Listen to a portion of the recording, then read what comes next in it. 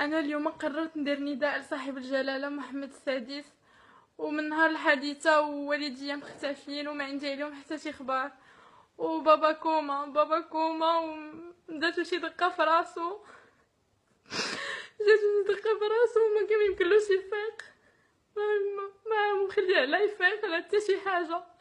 وماما مازال مختفية لحد الآن، وكل نهار جا كيعيطنا شي واحد، كل نهار كيعطينا شي خبار، كل نهار كيقول لنا شي واحد هيا هنايا وما حتى شي خبار عليها حتى شي حاجة.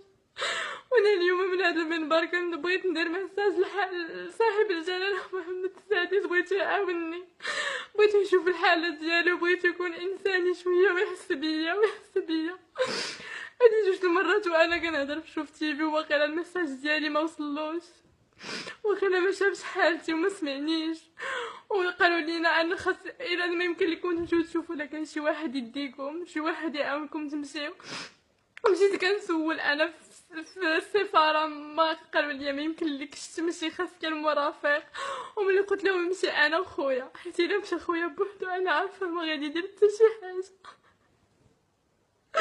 بغيت نمشي انا وخويا، والدينا عندهم غير انا وخويا، عندهم بنت وولد، خويا صغير مني بعام.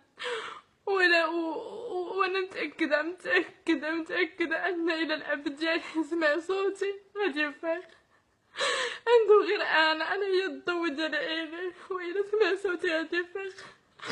وكنطلب صاحب الجلالة يعاونني، بغيت نمشي نشوف ماما وبابا، تركت بيما تما كاينه نشوفهم لاخر مره، بغيت نشوف بابا ونطمئن عليه ونقلب على ماما، حيت اللي قلنا عليه عاودنا نقلب عليها كيقول لينا واخا وحتى شي حاجه ما كدار. كنعيطوا للبعثه المغربيه ما كدير حتى شي حاجه، ما مساعديننا ما حتى شي حاجه. كنتصلوا بالناس تما بالسفاره اللي في الرياض، حتى شي حاجه ما كاينش اللي كيعطينا راه الخيط ولا كيعاوننا.